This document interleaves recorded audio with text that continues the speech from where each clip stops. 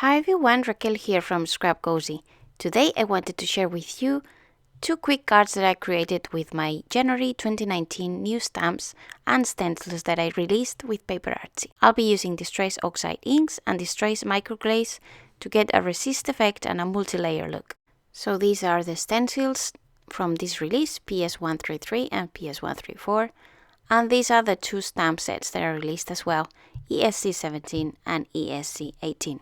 For this first card, we are going to use PS134 as a main stencil, and we'll create this with love stencil part. So we're using 3 different Distress Oxide inks, Seedless Preserve, Faded Jeans, and Fossilized Amber. We start off background in yellow with Fossilized Amber, so I'm putting that there on top of my craft sheet. I'm spritzing some water, and then I'm just making sure that my card is fully covered. I'm going to heat set and then make it react with my water, and then I'll dip it in once it's reasonably dry. It doesn't need to be crisp, it just needs to be not wet, okay? And once it's there, spritz more water, ink again, until you get a texture that you like. This will be seen very in the background, kind of, because it will be covered with most of other ink that we will add on top. So you can spend as much time or as less as you want on this first step, because it's the background layer. And since my craft sheet was, well, already dirty with yellow, I decided to go ahead and prepare the base for my other card. So same thing, you apply the ink, you apply some water, you get your first layer. Then start making it react with water, heat set it, and dip it in back to your color. And more spritzes of water, more heat setting, and more dipping. And once you're satisfied, you can call your background done. And then you will need to really clean your surface once you finish. So I have 2 backgrounds, and now some water and a cloth. And there you go. A little bit more water and another cloth. And we are ready to move on to the next step. So I'm going to stamp 2 corners, let's say. So I'm going to use one of the 2 stripes available in one of the sets, and I'm going to use archival ink to create those corners. I need a waterproof ink for this step, because I don't want my images to smear afterwards. So I'm applying the 2 corners on the 2 opposite corners and I will decorate them like that. This will stay yellow. You'll see how we will create the resist.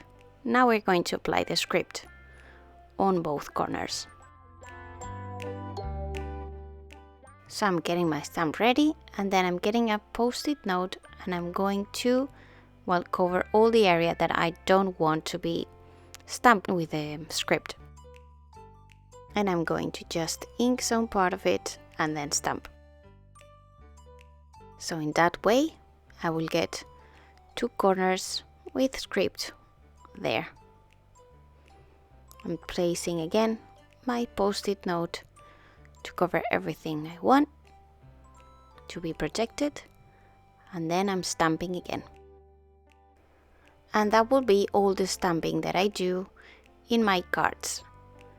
I'm going to repeat the same technique in the other background, now that I have already decided what to do, but with the other stripe.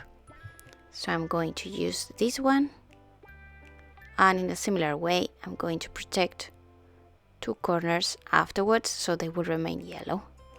So I don't need to ink up everything, just that part. And I'm repeating that in 2 opposite corners. And don't worry about my craft sheet, it will be cleaned later, don't worry. It is archival ink, so it reacts with alcohol, and you will see that with a little bit of hand sanitizer, everything will be back to normal. So I'm just going to ink that there. I realize that, oh, it's not that part that I want to do, so I'm going to move the post-it around and then stamp, because I put ink on that side. And then I'm repeating the same on the other corner. But this time I put the ink in the right place. So that's it, all the stamping done. And I have the 2 pieces. So now let's clean that surface with hand sanitizer, which has some alcohol on it. So you just need a drop there. And then with a piece of cloth, you just extend it and see how clean it turns out. So no mess and back to white. And now we are going to apply some Distress Microglaze. That's to protect my surface. So everything that Distress Microglaze touches, it's going to remain yellow. So I apply a little bit on the craft sheet and then circular motion, and I apply it through the stencil. In this case, I'm putting with love right in the middle. So doing it thoroughly, and you can maybe hint something there, but not a lot. And I definitely was not seeing it very well when I applied this second part, which was the fleur-de-lis. So I applied the fleur-de-lis. Originally I just wanted to do up until the words, but I got, I don't know, excited with it, and I went on top of my letters as well. And I thought, oh dear, okay, this is not very good, because I actually wanted to just keep it differentiated, right? But I thought, okay, well, we'll figure out a way, and maybe it doesn't look that bad. So, well, that completely changed actually the outcome of the card. You'll see how. Now I'm protecting the 2 corners with the leftovers, and that's it. You don't see anything, but it's protected, I swear to you. And now my surface is dirty with that microglaze, so I'm making sure that I put hand sanitizer again to clean it completely, so my inks actually don't get weird, basically. So I'm putting Seedless Preserve top and bottom and Faded Jeans in the middle. I'm spritzing with water, and then you go with a step of faith and just do it. And as you can see, the glaze has protected those areas. So I'm working with my fingers through some spots to make sure I get full coverage, and then I'm going to heat set that. Spritz some water and remove excess of ink in the places that I don't like. I'll clean my background, and then I'll try to fix that with love, which you can read not very well. So that's what changed basically the outcome of my card. And you will see that, well, the actual result that I got was not bad at the end. So once everything is clean, what I'm going to do is go with my stencil again and apply some black ink. In this case, I'm using the Distress Oxide Black Soothe. Okay, and then what I'm going to use is just a sponge dauber that I have, and I'm going to just use it on top of the letters. And what happens here is that you get like a halo along the letters, so like if they were surrounded by that yellow. So it turns out pretty nicely, and I liked it. And to make everything coordinate, what I did was to apply more black ink to the edges of my card, just to add like a vintage effect, if you like, or vignette effect. So it added some shadow and more depth. So this was not the design that I was planning from the start, but actually I think it turned out very nicely. And now I mounted it on white, but again, I didn't like it very well, so I thought it was too contrasting. So to coordinate, I decided to actually go with black test on a stripe, and I actually liked it, so I went and did my card base like that, adding some black to the edges, very striking black, so it was very contrasting. And because it's Distress Oxide, I can make it react with water as well. That's what I did. To get some of those drops, I hit set that, and then, well, my card base is ready to stick onto that piece.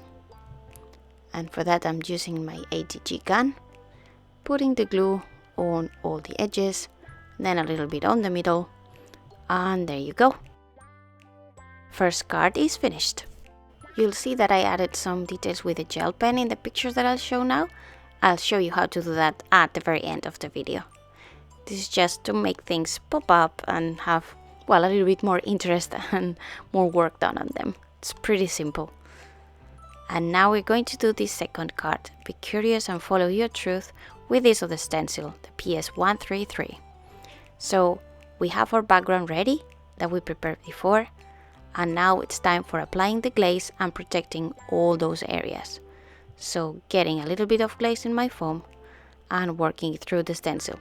Should have gone to the craft sheet first and then rub it on from there, because you don't want a lot of excess there. Now I was more careful. I knew where my letters were, so I decided to not apply them on top a lot, so not covering and merging those patterns with the letters.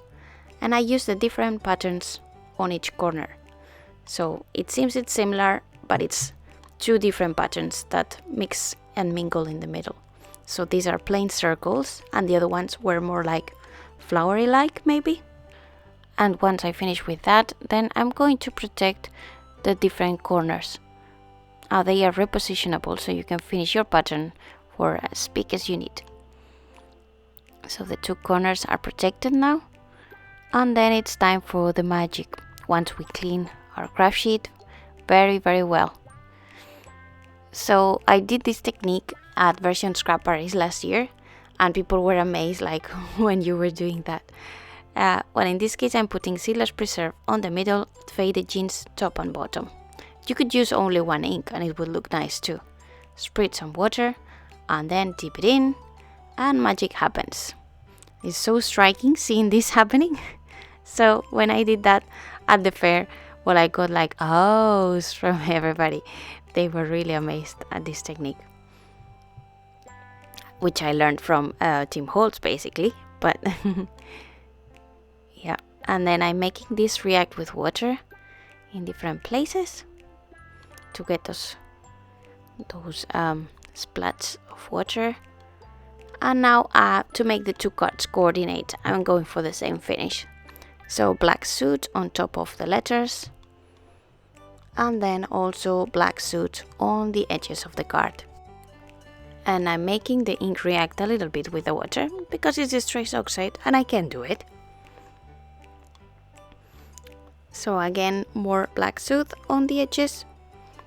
There was too much, so I'm just unloading it on the card base that I will be using next. And once it has the black that I want, then I'll work actually on the card base with all the black that it needs to make it pop and to make it look like the other card, so they both coordinate. So a deep black and then some spritz of water, more black. Yeah, that's better. Now I like it more. And then I'm going to spritz water to make it react. And then we're going to stick it there again with the ATG gun.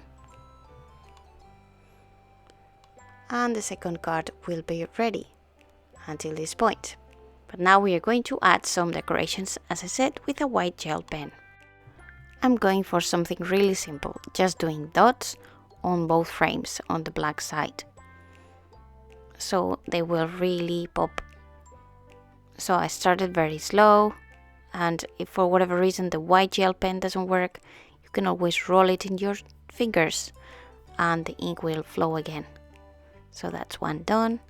And then for the letters I decided to do 3 dots on each black part, more or less at the same height, so just to add some interest and to make both things coordinate, the frame and the letters.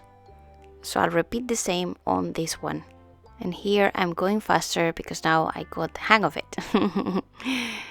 And then for this one we have some letters that are smaller, like B and your, so for those I'm only putting 1 dot, whereas in the bigger letters I'm putting still 3 dots. Just, I don't know, I liked it that way, but you can do whatever you want. It's just decoration. And now they are really finished. So this is how the second card looks like, and all the goodness there, and all that round the yellow part that surrounds the black letters. I just like very much how it turned out. So that's all for today. I hope you like it. If you did, please give me a thumbs up and subscribe to my YouTube channel. In screen right now, 2 more videos related to this same release. I hope you enjoyed them.